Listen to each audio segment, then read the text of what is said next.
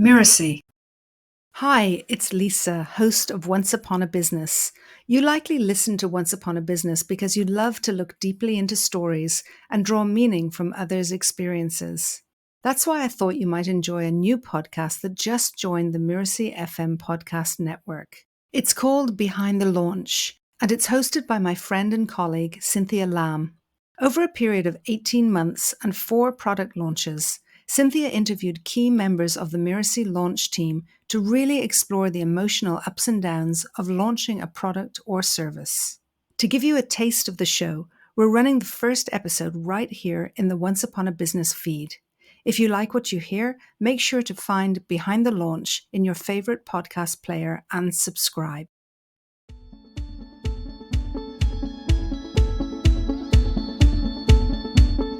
So how did you feel about the launch that just ended?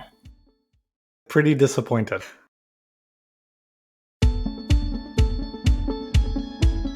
Hello and welcome to Behind the Launch, the show that pulls back the curtain on the ups and downs of launching a product or service.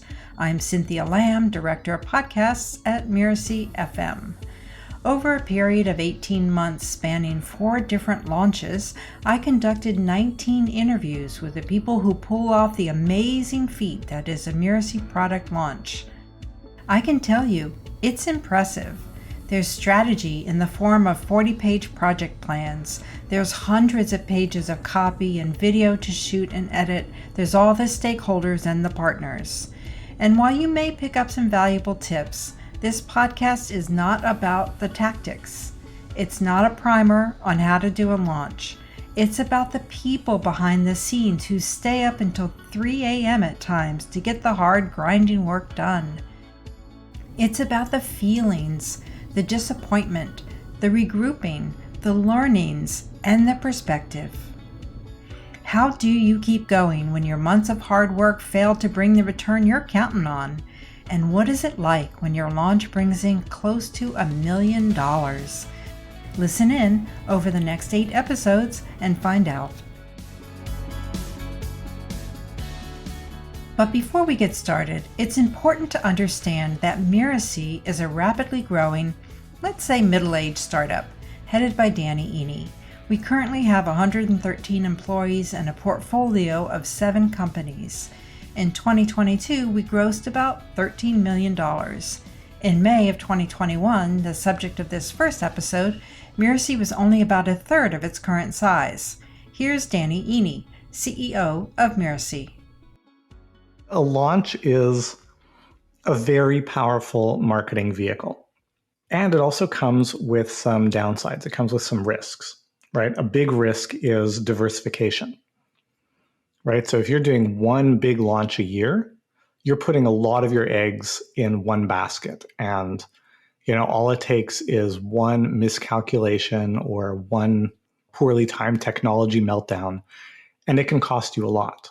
And, it's worth pointing out that I don't believe in the single big annual launch because, nobody's going to bat 1,000.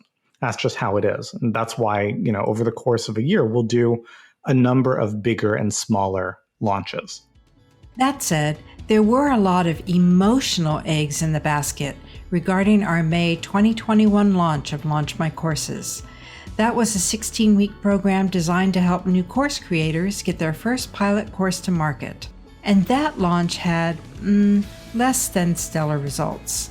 This was particularly disappointing as the launch of the same program the previous year, May of 2020, yep, that's in the beginning of the pandemic, that launch brought in $1 million. This is Joey Gorgie, Director of Operations at the time, talking about that heady $1 million launch. It was like the perfect storm, right? Everyone was locked into their homes. Everyone was looking at how to make money from home, how to make money online. Like, we are the best solution for that. So if that's what people are looking for, it's an easy sell. Here's Mary Williams, then Director of Education. Things all magically lined up. COVID was still really early days, and everyone was suddenly working from home. People had freedom they didn't have before. There were government stimulus checks going out. So suddenly people had money to invest or spend on a dream or an idea that previously they didn't feel like they had that disposable income to invest in, but now they felt like they did. And then time. There were a lot of people who finally actually had time. Echoing the sentiment is Tanya Kubo, who had the role of community champion at Mirasee. None of us knew in May of 2020 how much the pandemic would affect people's interest and capacity to pursue their online course creation goals. So we had a little bit of a hint because we had done a live event like a month before. And that event, we had a pretty good turnout. But even then, people are comparing the virtual version because the borders closed 2 weeks before that event, the virtual version with the in-person version. And we thought, like those of us who are kind of in the space, and even based on the emails we were getting, we're like, well, we'll probably land at about 300, maybe 500 students if we're lucky. And I want to say we landed with 807 by cart close. And then I think we picked up some others down the line because we did a creative payment plan at the end. And I mean, talk about knock your socks off. That launch exceeded all our expectations. So we had like our baseline target, and then we had like our wouldn't it be great target. And the launch that happened in May 2020 went beyond the wouldn't it be great target. So that was a lot of fun. It was super exciting. Our offer really landed. People were excited. We were like really communicating it in a way that resonated with a lot of people. That was Bhumi Pathak, COO of Mirasee. Fast forward a year later, and the situation is very different. Here's Bhumi again. We knew that May 2021 was not going to be the same thing because the pandemic rush was over, and the environment was a little bit different. The context was a little bit different. But with this launch, we saw a lot less people opting in for our launch content than we had the year before. So we knew that something wasn't working. Trying to figure out, do we have the right product? Do we have the right offer? Are we meeting people where they're at? Are we still relevant? Like, those are the questions that I have a hard time with. It's kind of like being a passenger in a car that's going down a windy road, and you don't really have control of the steering wheel. Beyond that powerful imagery, as Bhumi says, it can be hard to know why a launch doesn't go as planned. Was it the pandemic rush being over, or were there other factors at play? Here's Joey's perspective. So that launch in particular for the ops team was a bit of a train wreck. A lot of things happened, and I could have handled all of those things better. So some of the things that happened were like our only developer got COVID. So we had to figure out all kinds of alternative ways and all of our systems are pretty complex and custom built. So like having someone who doesn't know the systems come in at the last minute to try to figure things out was a nightmare. That was the biggest thing. Honestly, I don't remember what else went wrong, but it felt like everything went wrong all at once. My way of coping with that was to like work 24/7. We were working with developers in Romania. So I don't know what the time difference is, but I can tell you that they're working at 3 a.m. our time. So I was just constantly like checking Slack in the middle of the night throughout the day. Like I was just nonstop. We had a mishap with the designs of the contents. They didn't look great. They were very minimalist. We had to have the content giveaway redesigned, days before they were going to be live on these pages for people to opt into. It felt like everything that could happen happened. Having the developer get COVID, it was hard because obviously we care about Krunal and his family, but we were also in this bind of who else can help us. And, Krunal is so dedicated, and so he's got a lot of integrity. So even though he was sick, he was talking to Joey once a day. That was Maggie Dean, Mirasee's Senior Campaigns Manager. So was it Ops' fault? It's hard not to feel like it wasn't, or at least that we had a part in it, because we're literally the ones that put those pages and emails and link everything together and have workflows. So it's hard not to feel it in some way. Anyone who's ever done a launch knows that things go wrong, especially complex launches like Mirasee pulls off. As you've heard, the ops and marketing team took it hard, and as copy chief April Jimenez says, whether justified or not, a period of self-recrimination often follows.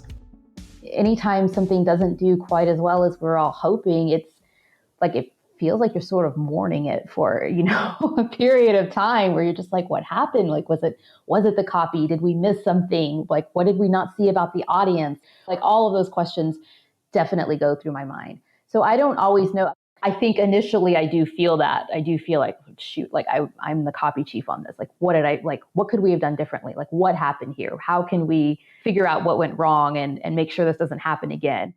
Here's Maggie again. It was a hard launch. We did our best to get ahead of it.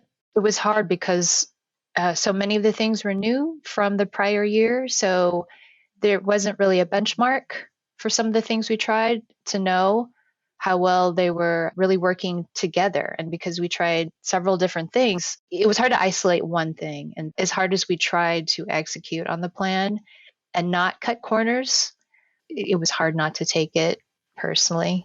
Despite the mishaps involving the ops team, Joey says that wasn't the biggest factor affecting the results. Danny was disappointed in the launch results, but he didn't attribute the launch results to any failure of execution on our part, which is different because I have had that experience where the failure of the launch was due to the execution on my part. And that was way worse. Like, that for me was a much more discouraging experience from a sort of responsibility standpoint, because there's stuff in your control, there's stuff out of your control. And ultimately, typically Danny's the one who gives the vision. And so when the vision is on and the execution is on, we tend to do really well. Sometimes the vision is on, the execution drops the ball, and then, it's on us. Sometimes the vision is off, and that's just a strategic miss. And I think in this case, with what was going on in the world, it was hard to be really on strategically. Here's Danny Eni again. He's responsible for setting the vision that the rest of the team executes. Essentially, we came in at a fraction of what I thought the launch would do. And some of that was because I was overly optimistic. The lead volumes that we got from our partners was less than we thought it would be. It was less than it was the same time last year. But our conversions were also much poorer, much weaker, right? And sales is leads times conversions. So when one of those numbers is a little depressed and one of those numbers is a little depressed, the result is more depressed. So just how bad was this launch? I'm burying the lead here for a reason. The May 2021 launch of Launch My Courses brought in a few $100,000. Now that might sound like a lot of money, and of course it is, but for a company the size of Mirasee, it was roughly $500,000 less than Danny was expecting. Despite the disappointing results, Joey said that she was proud of her team. So the results were disappointing because we didn't hit the numbers that we thought that we would, and because the launch before that launch had been so successful. But at the same time, I was so proud that the team was able to have the launch actually be executed according to plan with no audience-facing mistakes. That to me, I was just like, that in itself was its own little miracle. It was a mixed sort of emotional experience for me. I was also pretty burnt out after the last launch. Like, the last launch burnt me out harder than probably any other launch I've done.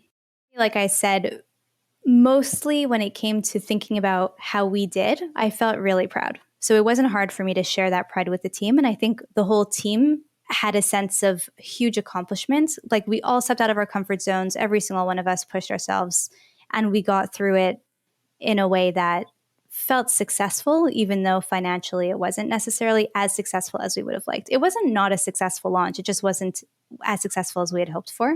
So for me, and I think for my team too, we were, one, proud of how we did, and two, just glad it was over. Is it disappointing because you fall short? Or is it amazing that despite all the challenges that are out of your control, there are no client-facing mistakes? Both things are true. Now, Mirasee is an open book company, so that's another factor in the mix. A lot of companies, they wouldn't publish results that transparently, right? That's a choice. That's always an option too, because they are trying to shield their team from worrying or feeling anxious about things. That's not how we do things at Mirasee. Like, we share our financial results, we share our performance numbers and all that stuff. Therefore, it's really important how you communicate about those results with your team. Something to also be mindful of is, like, how are you feeling personally? Like, how am I feeling personally before I show up in front of the team? and taking a moment to gather my thoughts and, focusing my brain on the wins too. So it's like making a list of all the wins that we've had. And so coming from a place of, appreciation, gratitude, and optimism, and like bringing myself to that place before I'm talking to the team and stuff.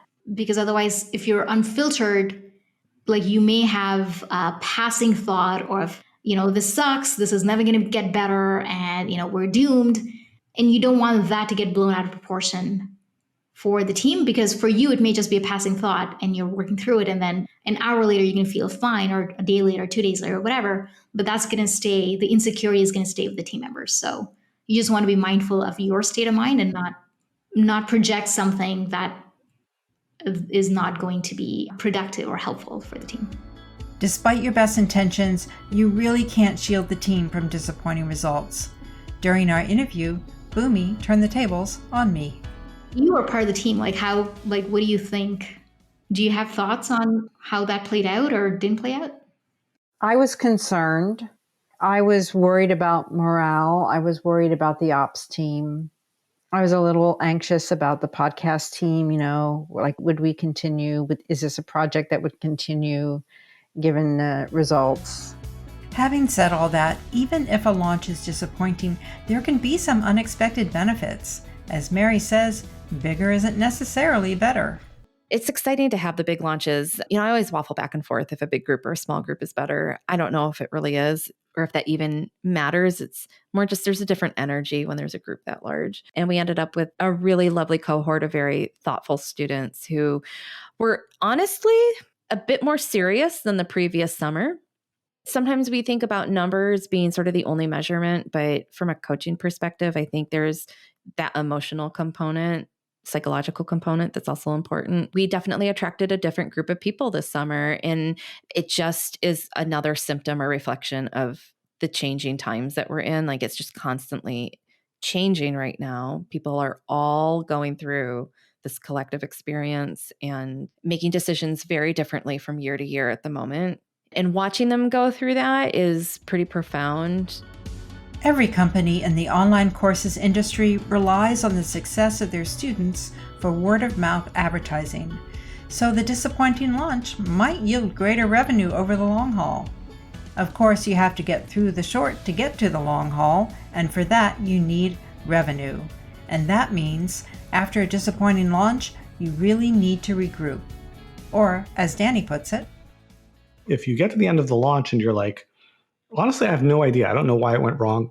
I'm feeling stunned. I'm feeling shell-shocked. I don't have any ideas or thoughts.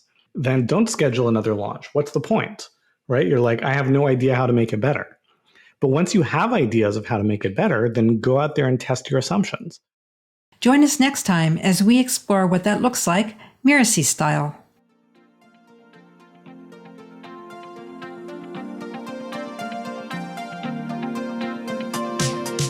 I'm Cynthia Lamb, and you've been listening to Behind the Launch.